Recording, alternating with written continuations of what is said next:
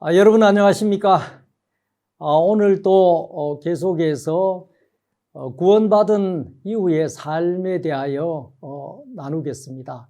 오늘은 사무엘상 30장 11절에 있는 말씀을 읽겠습니다. 무리가 들에서 애굽 사람 하나를 만나 다윗에게로 데려다가 떡을 주어 먹게 하며 물을 마시우고 무화과 뭉치에서 뗀 덩이 하나와 건포도 2송이를 주었으니 그가 낮 사흘 밤 사흘을 떡도 먹지 못하였고 물도 마시지 못하였습니다. 그가 먹고 정신을 차리매 다윗이 그에게 이르되 너는 누구에게 속하였으며 어디로 서냐? 가로되 나는 애굽 소년이요 아말렉 사람의 종이더니 사흘 전에 병이 들매 주인이 나를 버렸나이다. 우리가 그렛 사람의 남방과 유다에 속한 지방과 갈렙 남방을 침노하고 시글락을 불살랐나이다. 다윗이 그에게 이르되 네가 나를 그 군대에게로 인도하겠느냐? 그가 가로되 당신 나를 죽이지도 아니하고 내 주인의 수중에 붙이지도 아니하겠다고 하나님으로 맹세하소서. 그리하면 내가 당신을 이 군대에게로 인도하리이다. 그가 인도하여 내려가니 그들이 온 땅에 편만하여 블레셋 사람의 땅과 유다 땅에서 크게 탈취하였음을 인하여 먹고 마시며 춤추는지라. 다윗이 새벽부터 이튿날 저물 때까지 그들을 치매 약대 타고 도망한 소년 400명 외에는 피한 사람이 없었더라. 여기까지 읽겠습니다. 우리가 구원받고 난 이후에 우리가 어떻게 살아가야 되느냐, 이제 그 부분을 나누려고 하는데요.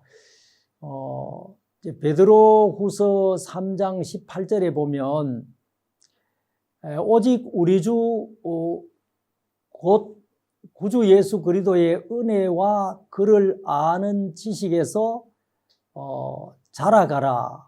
영광이 이제와 영원한 날까지 그에게 있을지어다. 이렇게 얘기를 합니다. 우리에게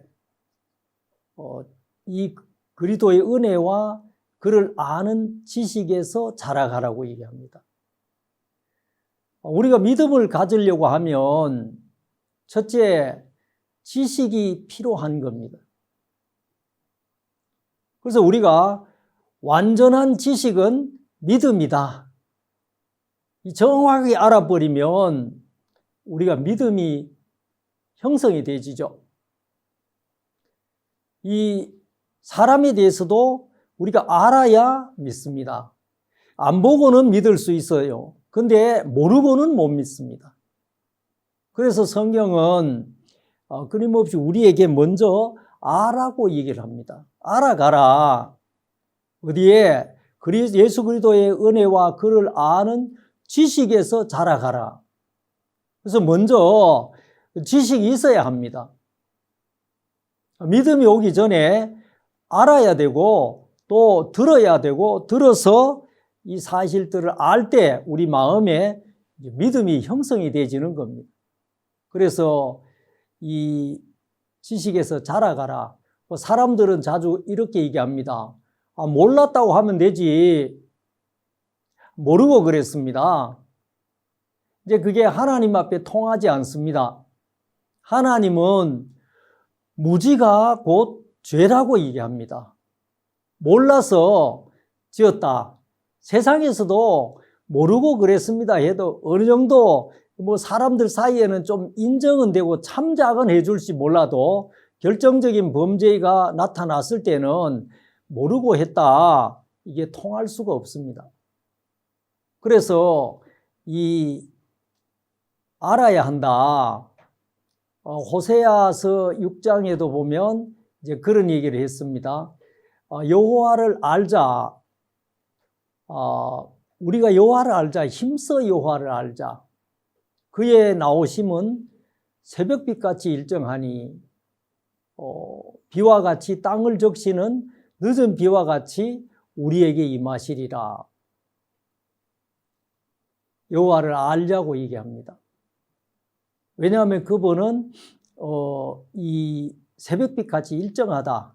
일정하다는 것은 변동이 없다는 것입니다.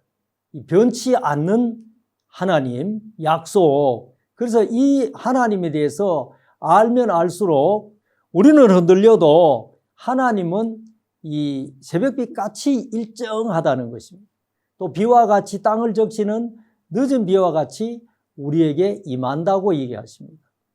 그래서 이 변화되지 않는 영원한 또 믿을 만한 이 하나님에 대해서 알면 알수록 우리는 가벼워지고 이 하나님은 커지고 태산같이 신뢰할 수 있는 존재가 되는 거죠.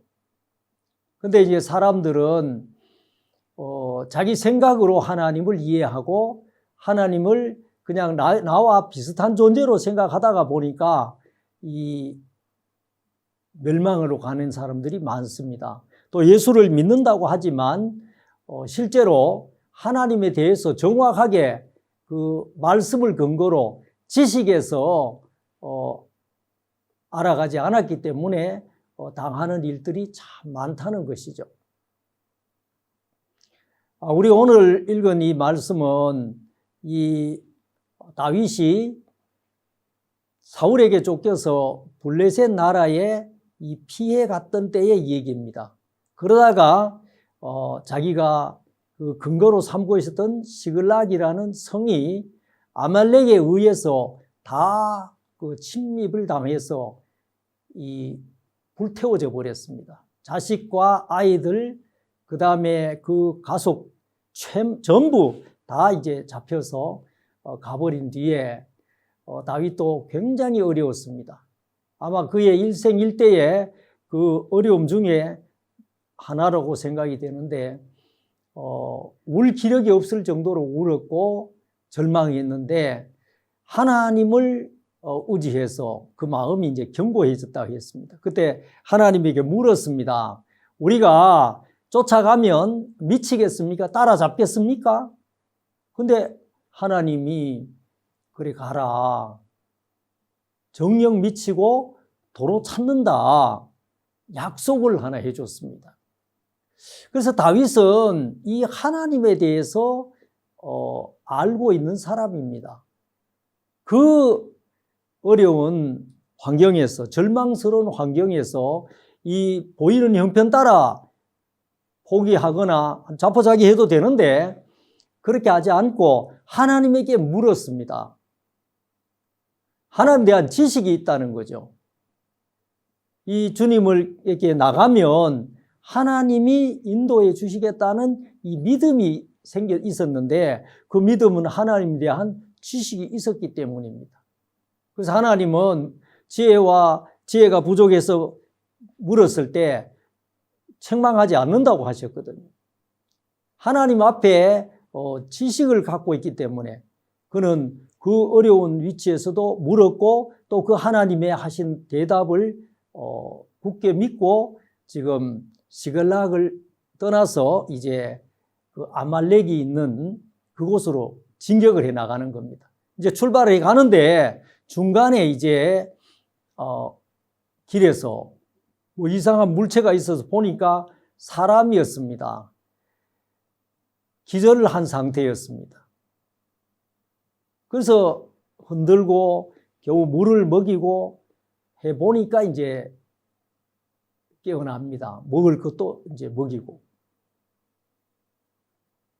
누구냐고 이제 물어보니까 자기는 애굽에 종살이했던 아말렉에 종살이했던 애굽 소년이라고 얘기합니다. 그러니까 애굽 사람이죠.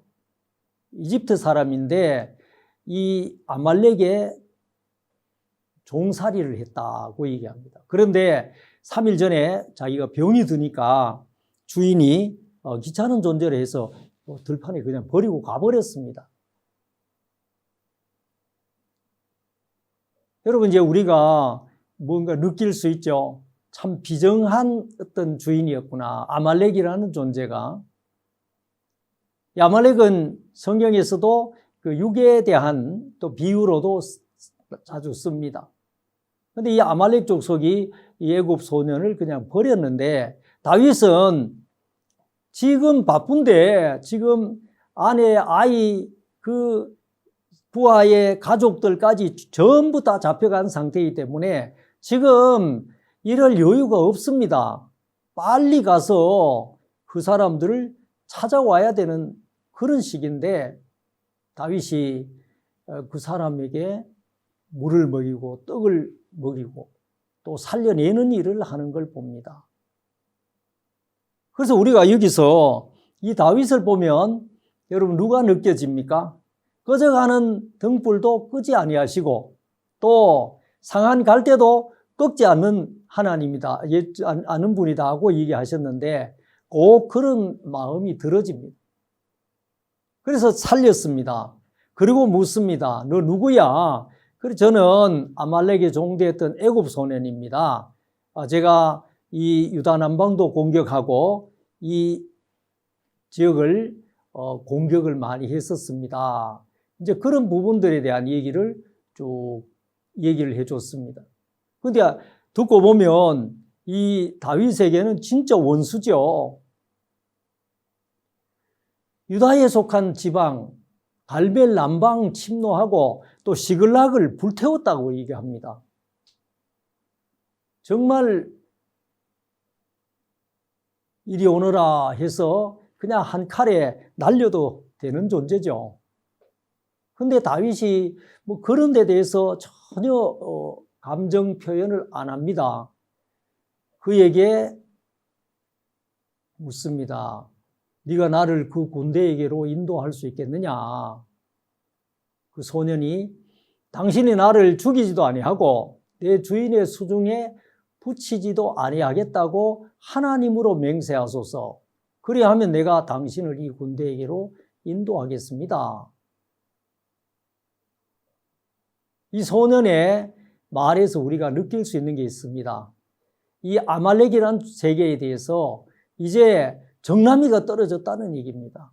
다시 그쪽으로 돌아가고 싶지 않다. 이제 어디로 살고 싶은 거예요. 이 다윗, 이 세계에 대하여서 마음이 열리는 거죠. 자기하고도 아무 상관도 없는데 오히려 자기들의 본거지 시글락을 불태우고 그 싸움의 전쟁에 가담했는 사람입니다.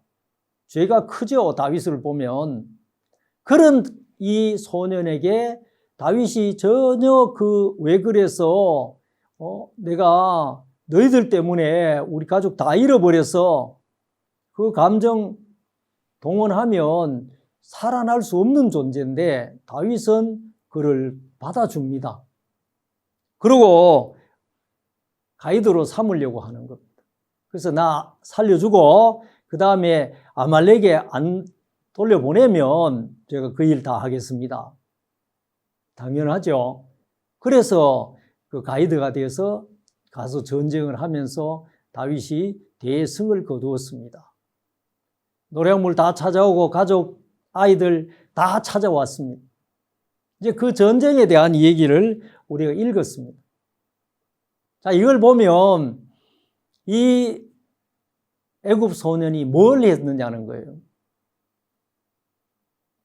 정말 쓰러져 길가에 버려진 존재였습니다. 아무것도 한 게 없고 누가 찾아갔습니까? 그가 다윗이여 나를 구해 주십시오 하고 그 얘기도 할 힘이 없는 존재였습니다. 기절 상태인데 사흘 동안 병들어서 버려져서 먹기도 못하고 마시지도 못했으니까 이제 기진맥진한 존재인데 겁안 죽은 존재죠. 그 존재에게 누가 다가왔냐면 다윗이 다가왔습니다. 그리고 다윗이 떡과 다윗의 물을 먹이고 그 생명을 회복을 시킨 자예요. 예수님과 같은 그런 모습입니다. 하나님 우리에게 이 다윗을 통하여서 우리에게 보여주고 싶은 세계가 있는 거죠. 그래서 이 전쟁을 치르고 또 이 노략물을 얻어오고 다윗은 그때 얻은 그 노략물과 그 많은 재물을 가지고 헤브론에서 이제 그 유다 지파의 왕이 돼 가는 것입니다. 이제 그 얘기들 이제 우리가 오늘 읽었는데 정말 사람들은 예수님이 우리를 구원해 주는 그 일들에 대해서 무지한 거죠. 착각하고 있다는 것입니다. 그 성경을 자세히 봐도 야, 이 소년이 구원을 받는데 자기가 뭘 했냐, 뭘 좋은 걸 가지고 다윗에게 드리고 또 자기가 무슨 노력을 했냐, 무슨 착한 일을 했냐. 착한 일은커녕 오히려 다윗의 그 본거지를 공격하고 대적한 그 죄밖에 없는데 이 사람은 구원을 받습니다.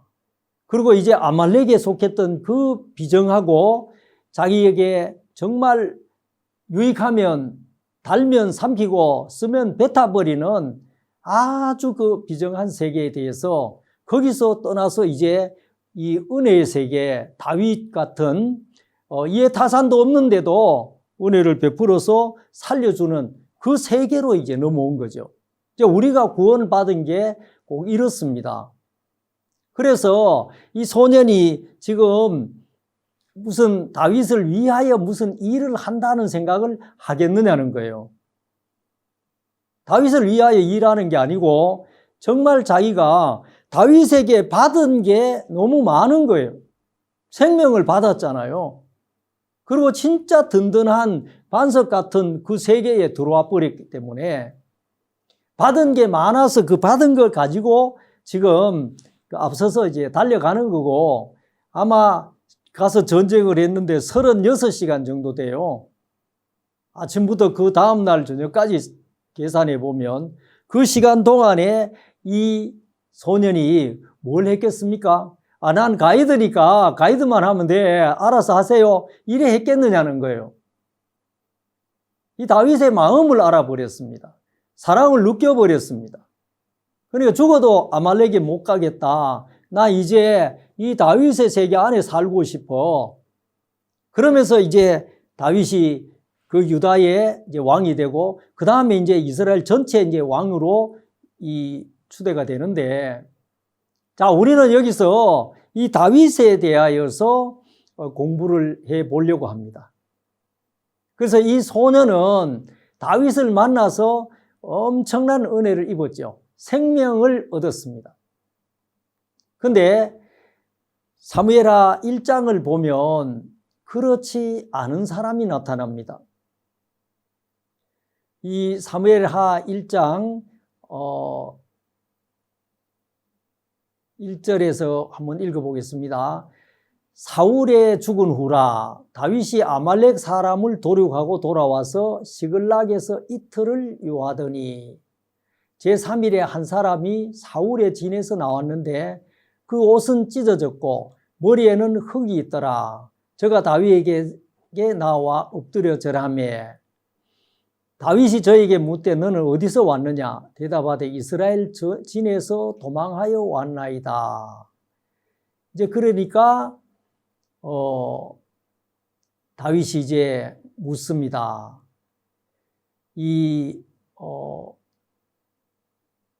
자, 여기 보면 우리가 4절 보겠습니다. 다윗이 가로되 일이 어떻게 되었느냐?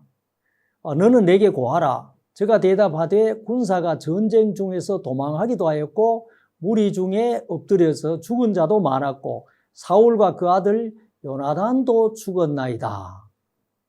자, 지금 이 소년 하나가 머리에 막 흙을 묻히고 옷도 찢어지고 그러면서 이제 다윗에게로 도망해 온 거죠.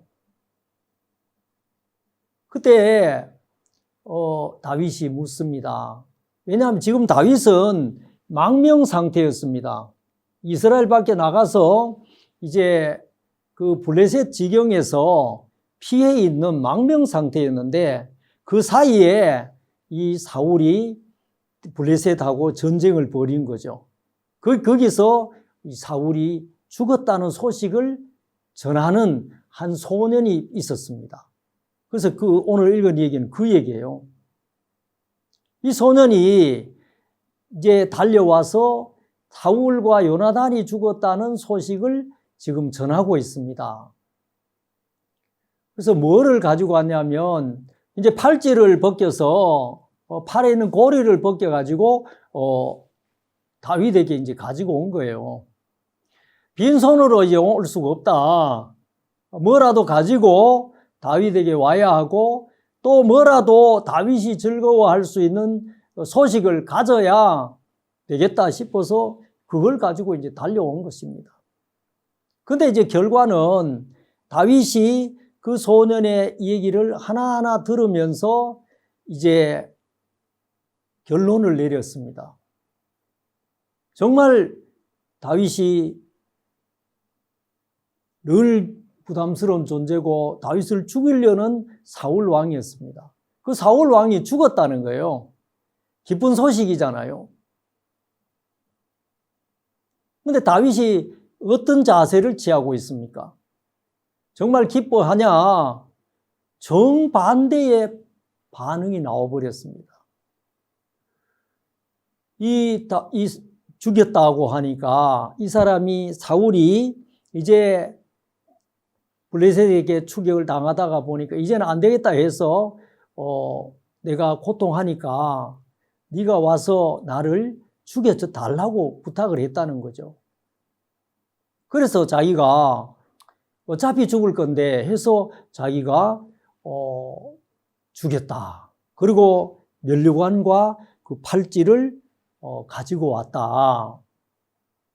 정말 다윗이 들으면 다 즐거워할 일들이죠. 이제 내 그 도망 다니는 인생 끝났어.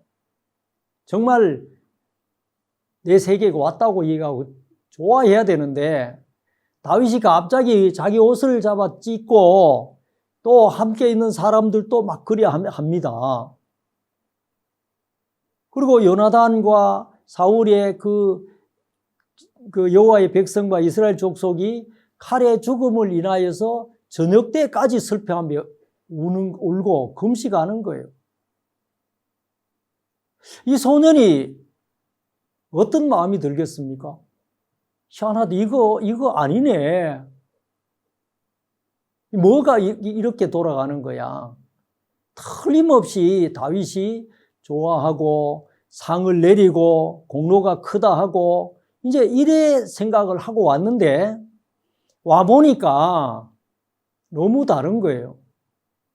이 소년의 그 모습을 여러분 상상 한번 해보시기 바랍니다. 정말 응거추춤해 있고 울 수도 없고 옷을 찢을 수도 없고 이 백성들과 이 다윗은 요나단 사울의 죽었음을 인하여서 금식하면서 너무 슬퍼하는데 이 소년은 어떤 모습으로 있었겠습니까? 금식하고 나서 다윗이 그 고한 소년에게 이 얘기를 합니다. 너 어디 사람이냐? 예, 아말렉 사람, 곧 외국인의 아들입니다. 다윗이 네가 어째 손을 들어 여호와의 기름 부음 받은 자를 죽이기를 두려워 아니했느냐? 여봐라, 저 녀석을 죽여라. 네 피가 네 머리로 돌아갈지어다. 너 입이 네게 대해서 증거를 했다는. 내가 여호와의 기름 부음 받은 자를 죽였노라. 네가 이렇게 얘기했다. 그래서 네 피가 네 머리로 돌아간다. 그러니까 네 입이 네게 대해 증거한다고 얘기합니다. 여러분, 우리가 구원을 받았다. 하나님 앞에 섰을 때 하나님이 묻잖아요. 정말 너 죄가 있느냐? 여러분 어떻게 하시겠어요? 네 입이 네게 대하여 증거를 한다는 거죠. 내가 하는 말이 너를 대변하는 거다. 이 소년은 내가 죽였습니다. 사실 이 소년 죽인 거 아닙니다.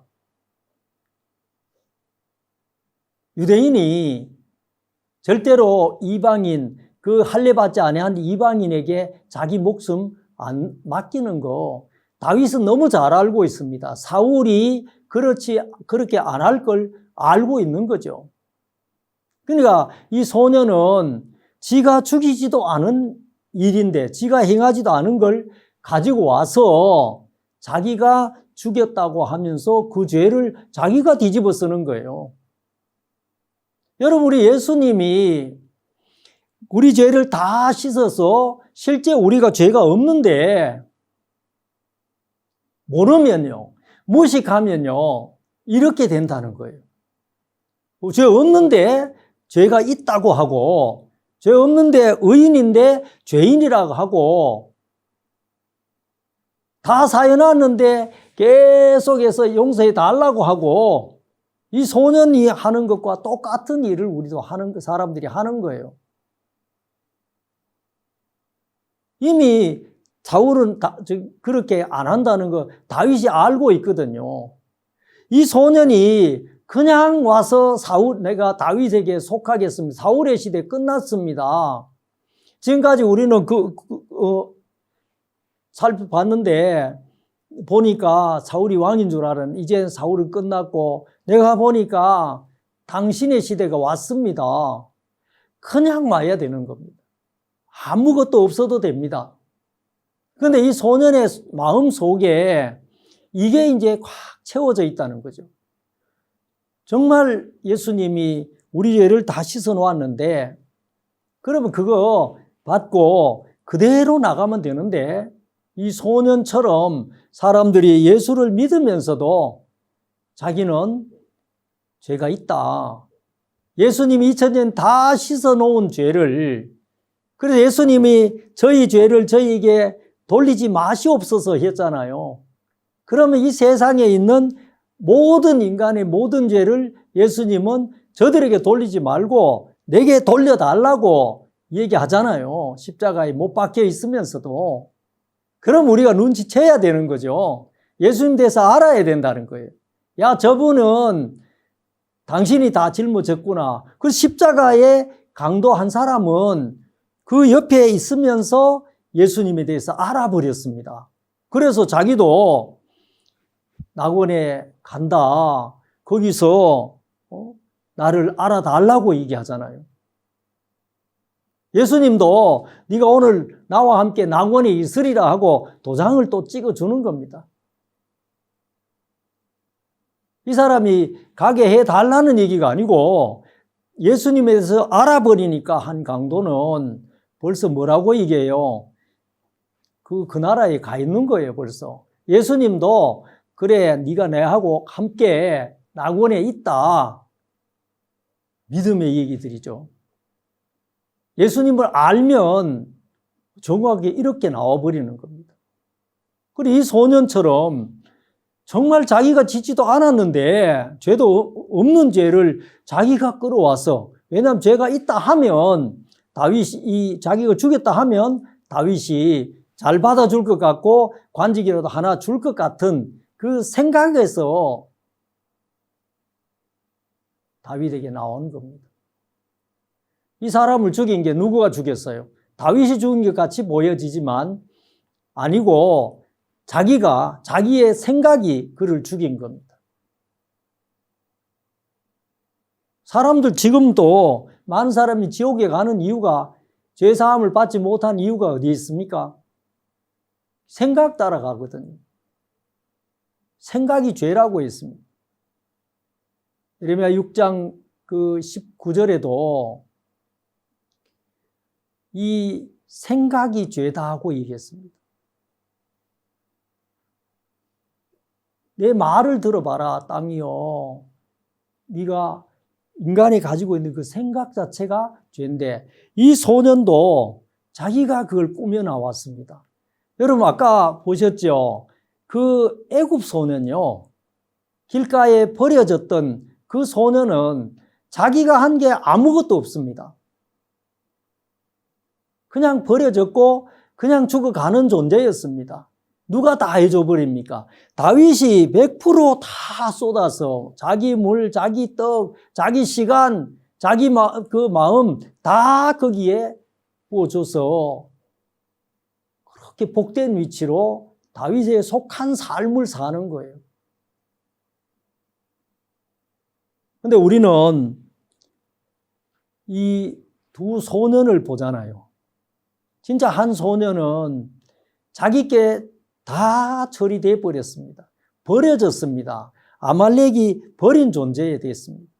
그래서 그 위치에서 할 것이 아무것도 없어서 은혜만 입은 것이요. 은혜 입고 다윗에 속한 자가 되어 가는데 여기 이 아말렉 소년은요, 죽임을 당합니다. 너무 이제 비참하잖아요. 그래서 우리가 이 사람이 죽은 이유가 어디 있다고 생각해야 되겠습니까? 무지에서 온 거다. 누구를 몰랐습니까? 다윗에 대해서 몰랐습니다. 다윗을 모르니까 정말 모르면 그대로 있으면 되는데 또 모르면서 또 뭔가 자기가 또 하려고 하는 그 사상을 가지고 있는 거예요. 사람들이 하나님 앞에 나올 때 정말 무지해서 내가 뭐라도 좀 해서 하나님 앞에 가야지 어떻게 빈소리로 갈 수 있냐. 이거 정말 무서운 사상입니다. 우리가 어떻게 뭘 가지고 하나님 앞에 설 수 있습니까? 하나님은 별도 깨끗이 않고 달도 명랑치 않다고 그랬습니다. 하물며 이 원래 같은 우리가 뭘 가지고 하나님 앞에 설 수 있느냐는 거예요. 여러분, 우리는 주님 앞에 설 때 아무것도 가지고 갈 것이 없습니다. 그런데 이 소년은 뭘 가지고 왔습니까? 사울의 면류관을 가지고 왔습니다. 사울의 팔고리를 가지고 왔습니다. 엄청난 걸 가지고 왔죠. 왕관이잖아요. 근데 죽임을 당하는 거예요. 사람들이 뭘 진짜 내가 해야지. 여러분, 구원받고 나서 하나님은 구원받기 전에도 우리가 할 일이 없습니다. 구원받고 나서도 우리가 할 일들이 없습니다. 받은 것들, 하나님은 우리에게서 뭘 받길 원해요? 하나님으로부터 받은 걸 주님께 드리는 거, 그걸 받고 싶어 하십니다. 우리 거 말고 하나님에게 받아서 아까 길가에 쓰러졌던 애굽 소년처럼 다윗이 묻잖아요. 네가 우리를 인도할 수 있게 해주겠느냐? 그건 그 소년의 걸 달라는 게 아닙니다. 다윗이 물을 주고 먹을 걸 주고 사랑을 주고 생명을 줬습니다. 거기서부터 올라오는 거죠. 하나님 그걸 받지 우리가 만들어내는 거 절대 받을 수가 없습니다. 그래서 우리는 하나님을 알아가고 내가 입은 은혜가 얼마나 큰지, 하나님 내게 베푸신 사랑이 얼마나 큰지 이걸 알면 알수록 그 애굽 소년이 하는 일처럼 앞서서 이제 가는 거죠. 길잡이가 되어 가지만 그 마음은 다윗이 베푼 은혜로 인하여 든든합니다. 뭔가 보상을 위하여 가는 길이 아니죠. 이미 보상 받은 것 때문에 가는 것입니다. 그 신앙은 이렇게 가는 것이지 이 애굽 아말렉 소년처럼요. 면류관을 가지고 오고 팔찌를 가지고 오고 또 이 다윗을 내가 죽였노라 하고 공훈을 가져오고 이거 가지고 다윗 앞에 딱 섰는 순간 이 다윗에게 칼이 날아옵니다. 하나님은 지금 우리에게도 그 얘기를 가르쳐주고 싶어서 이것을 기록한 것이죠. 하나님을 알아, 여호와를 알아라. 힘써 여호와를 알아라. 그는 아침빛처럼 일정하다 그랬습니다. 그의 그 약속과 그의 심판의 기준은 변동이 없다. 우리를 따라서 이게 변동될 수가 없다. 하나님이 선을 해놨다. 하나님은 뭘 좋아한다 그랬어요? 마태복음 12장 7절에서 나는 긍휼을 원한다. 제사를 원치 않는다고 얘기했습니다. 자, 이 하나님을 알아야 되는 거죠. 하나님은 그 인애를 원한다. 그 사랑과 그 자비, 그걸 원하지. 당신의 것을 우리에게 부어주는 걸 원하지. 다윗이 그 소년에게 물과 떡과 시간과 마음을 부어주는 것처럼 그걸 나는 원하지. 난 제사를 원치 않아. 인간이 가지고 와서 드리려고 하는 그런 것들 난 원치 않는다는 것입니다. 그런데 이 아말렉 소년이 뭘 가지고 왔습니까? 가지고 와도 많은 걸 가지고 왔습니다. 자기가 올 때 한 번이라도 생각했겠어요? 이거 가지고 가면 내가 목이 날아간다는 거 상상도 못했습니다.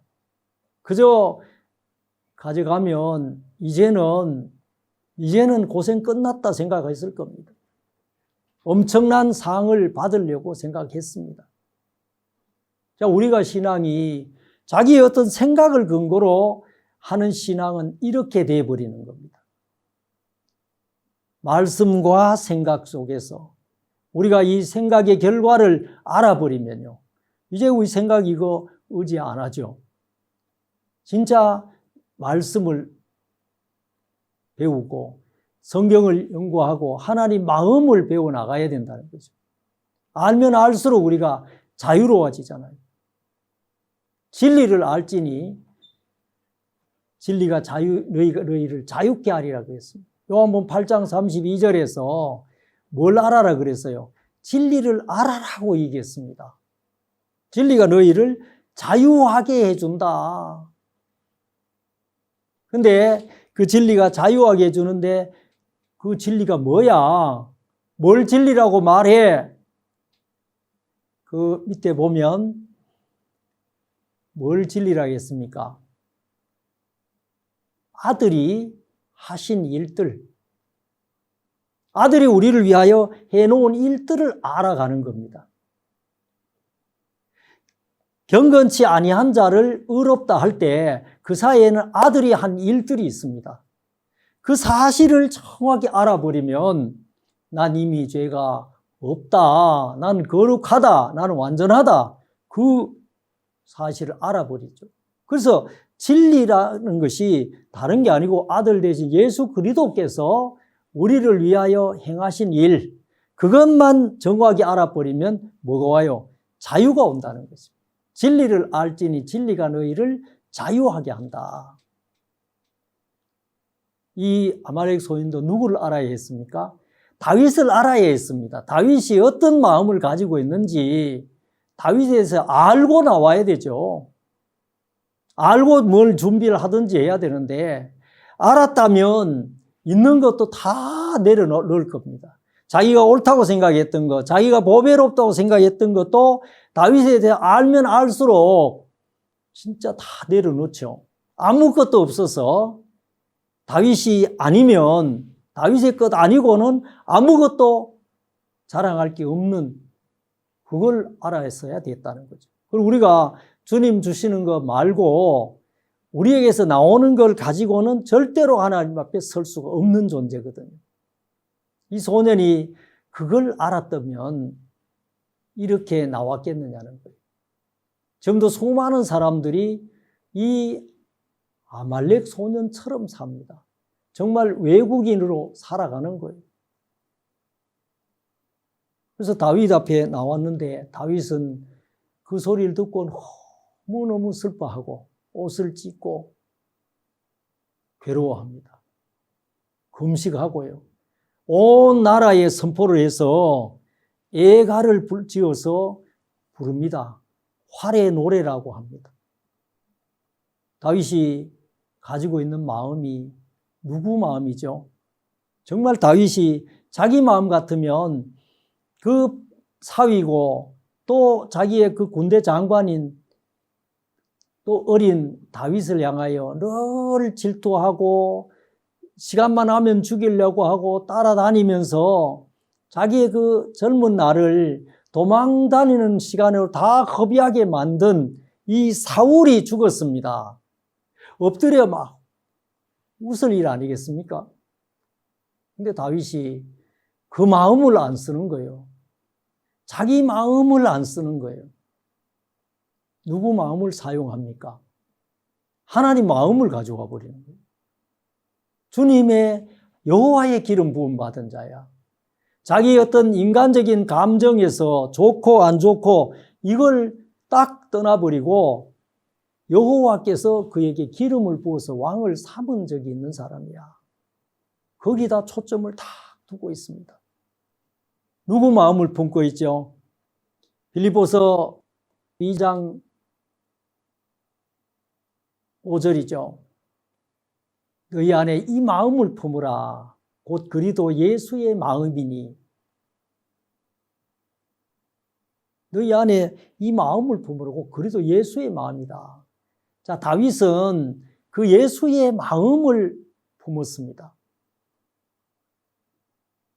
하나님 마음을 품었습니다. 그래서 이 사람이 여호와의 기름 부음 받은 자인데 그를 죽였으니까 넌 살아남을 수 없어. 그리고 내가 너를 심판하는 거 아니야. 네 입이 그걸 모든 걸 증거를 했어. 죽어 마땅한 죄를 너는 지은 거야. 그대로 죽여버립니다. 심판의 칼이라는 건 이렇게 날카롭다는 거죠. 하나님의 나타나심은 아침빛같이 새벽빛같이 일정하다 그랬잖아요. 그 법에 저촉되면 그대로 집행이 되어버립니다. 그래서 우리가 뭘 열심히 해야 되는 게 아니고 하나님에 대해서 정확히 알아야 된다는 것이죠. 그래서 우리는 이 사람들이 신앙을 한다고 하면서도 실제로 정확하게 모르고 지내는 일들이 많습니다. 사무엘하 6장에도 보면 이 법궤를 다윗이 옮겨갑니다. 다윗이 왕이 되고 나서 나라가 좀 정리되면서 그 아미나답의 집에 있는 법궤, 그 예루살렘에서 한 20km 정도 떨어져 있는 그곳에 있는 법궤를 이제 예루살렘 성으로 옮겨 오려고 합니다. 정말 하나님에 대한 뜨거운 마음이 있죠. 그런데 이제 법궤를 새로 만든 차에다가 싣고 마차에 싣고 이 소가 그 마차를 끌고 옵니다. 거기에 법궤를 싣고 오다가 이 나곤의 타작마당에서 이 소가 이 발을 헛디딘 거죠. 그러면서 이제 이 차가 휘청거릴 때 법궤가 떨어지려고 하니까 우사가 그걸 잡다가 죽임을 당합니다. 그 자리에서 하나님이 죽입니다. 무섭죠? 또 이해가 안 가는 얘기입니다. 그럼 법궤 떨어지는데 그냥 수수방관하고 그냥 있다는 거냐? 우리 생각에는 정말 이해가 안 가는 얘기인데 하나님은 이 법궤를 통하여서 이 일도 하나님이 진짜 어떤 마음인지를 우리에게 알려주시려고 하는 겁니다. 다윗은 열심은 있었지만 법궤에 대한 지식은 없었습니다. 옮겨다가 정말 하나님을 섬기고 싶은 열심이 있고 갸륵한 마음이죠. 그런데 하나님 위해서 몰랐습니다. 그 법궤는 매라고 얘기했습니다. 법궤는 성물은 잡지 말라고 얘기했습니다. 손대면 안 된다는 겁니다. 그 말은 우리가 그 하나님의 마음을 알아야 된다는 거죠.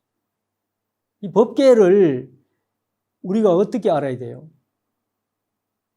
법궤는 이제 언약궤라고도 하죠. 이 법궤는 이 땅에 하나님이 인간과 만날 수 있는 유일한 위치를 정해준 겁니다. 자, 여러분 법궤 그림 보이시죠? 여기 보면 저 위에는 두 그룹 천사들이 이제 팔을 펼쳐서 이게 막고 있습니다. 덮고 있는 자세죠. 그 밑에 그 법궤 뚜껑이 있습니다. 그 아래가 이제 법궤입니다. 그 안에 여러분 이걸 이제 안 보이니까 밖으로 내놓았는데 율법을 기록한 두 돌판이 있고 또 만나 담은 저 항아리가 보이죠. 또 하나는 아론의 쌍난지팡이, 이 세 가지를 그 안에 넣고 덮어 놓은 상태입니다. 이게 법궤입니다. 여러분 법궤는 다윗이나 아미나답이나 이런 사람들은 정말 법궤에 대해서 좋은 마음을 갖고 있고, 아미나답이란 그 사람들은 그 집에 20년간을 법궤를 보관을 했습니다. 섬긴 거죠. 그런데 그 20년 섬겼는데 결국 아들 우사가 죽임을 당합니다. 얼마나 억울하고 비참하겠습니까? 우리가 진짜 이 법궤이기 때문에 늘 사람 안 비우고 이 법궤를 지키려고 온 마음을 이 법궤에다 두고 살았는데 뭐 많은 게 올라오겠죠. 너무 했다 하나님이. 근데 하나님은 법궤를 주신 하나님의 마음, 자 법궤는 받아 나왔을지 모르지만 법궤에 대한 이 사람들은 지식을 갖고 있지 못한 것입니다. 법궤를 보관하라는 것도 아니고 섬기라는 것도 아니고 뭘 하는 곳입니까? 이 법궤를 통하여 하나님 우리에게 전하려고 하는 마음을 몰랐다는 얘기죠. 하나님 왜 법궤 주셨어요? 아까 얘기했습니다. 그 뚜껑 있죠. 자, 다시 한번 보겠습니다. 그 뚜껑 거기가 바로 속죄소예요. 그 그룹 천사가 있는 그 밭 밑에 뚜껑 그 위에 그 공간이 바로 속죄소고, 다른 말로 하면 시은좌, 베풀시 은혜은 좌석좌 해서 은혜를 베푸는 곳이다 하는 것입니다. 여러분 이거는 법궤라는 그 자체가 우리가 법궤 하니까 이제 이 율법을 돌판을 담아 놓는 괴니까 법궤라고도 얘기하고, 또 이 약속, 이 언약을 우리에게 주신 그것이 때문에, 그 괴기 때문에 언약궤라고도 얘기합니다. 그래서 이 법궤 안에 모든 하나님 마음이 다 포함이 되어 있는 거예요. 그래서 이 법궤라는 물건 자체나 이 자체에 대해서가 아니고 이걸 주신 하나님에 대한 지식이 없는 거예요. 이것만 생각하면 여러분이 조금만 생각이 들어가도 우리가 뭘 알 수 있습니까? 야, 하나님이 심판이 아니구나. 정말 하나님이 예수를 통하여 심판을 하셨고 피를 뿌리면서 그 양이 죽고 또 대제사장의 그 제사함이 일어나면서 여기 와서 뭐를 하는 겁니까?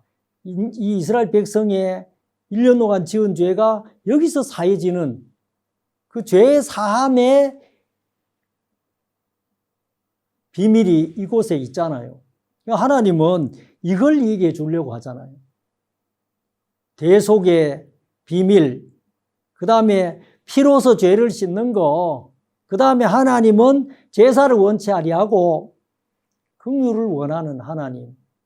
그래서 은혜를 베풀어 주고자 하는.